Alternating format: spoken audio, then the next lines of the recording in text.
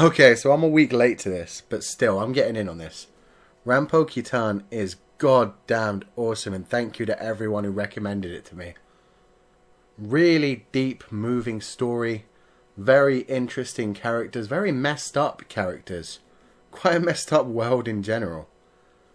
And really, after having read about the author, I could see why this is so insane, because the dude was pretty crazy by himself.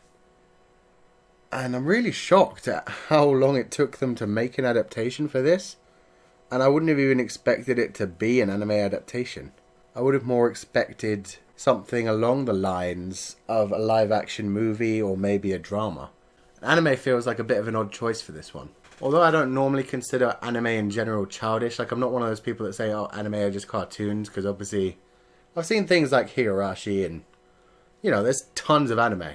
There are some that are exclusively made for kids, but most are made for teenagers and some are made for older audiences. This one is a strange one. It takes a very comedic approach to all the fucked up shit going on. For example, in this second episode, did you guys, like, think the mortician was an okay thing? Because I found that really weird. Like, funny, for sure. Like, it lessened how serious and messed up everything that was going on was. But at the same time, it did feel a bit out of place to me, having this little lolly character running around slicing up a dead body and like laughing about it in this little cartoony style. It was so weird. And then again, when they cut open the teacher's chair and there's that little black heart that was actually kind of shaped like a heart, that's just weird shit, man.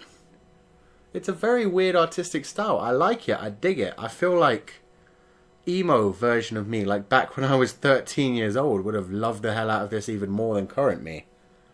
Current me likes it, but also finds it a bit silly. But I mean, I'm okay with that. It's cool.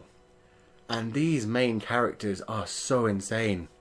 Like our main dude, little super investigator kid, really looks like a girl for one thing. I just need to throw that out there. He looks like a girl. He looks like the one from Chunibyo that always sleeps on a pillow. And it's weird to me. Like, clearly his other classmate is totally in love with him. And it's okay if they, like, admit the guy's in love with him and that it's a gay relationship. That's cool. But having our secondary character look so much like a girl that everybody else basically thinks he's a girl anyway makes it a bit weird. It's like they're trying to slip past yaoi and be like, oh, but it's okay because he looks exactly like a girl anyway. That's not cool, man. If you're going to do yaoi, just do it properly.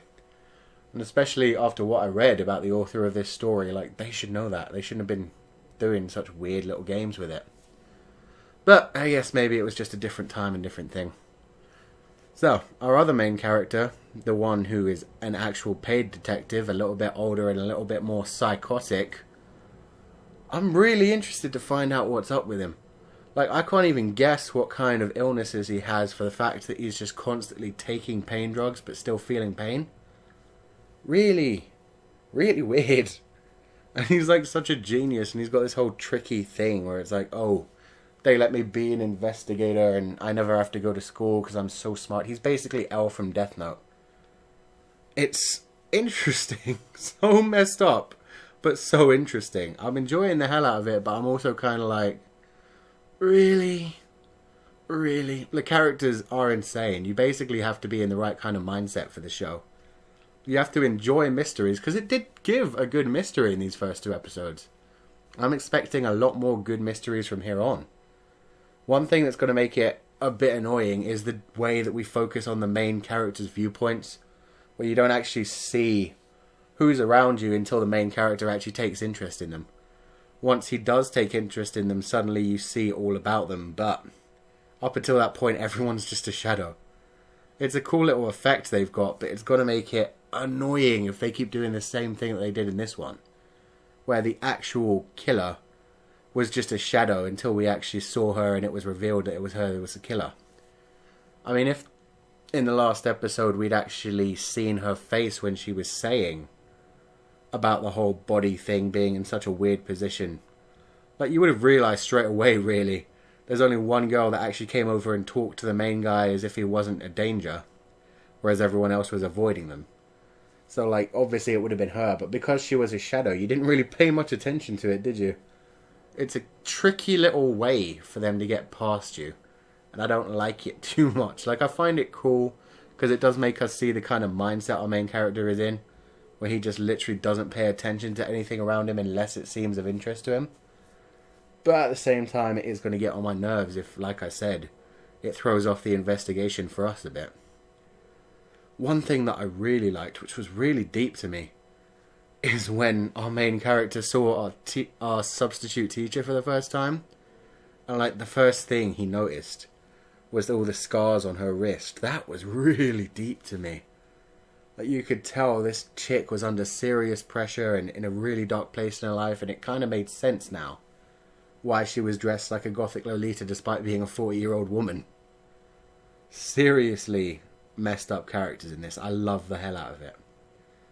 The mysteries are deep as well, and clearly they are not holding back on any of the violence and the grotesqueness. I mean, really, human chairs, that's fucked up.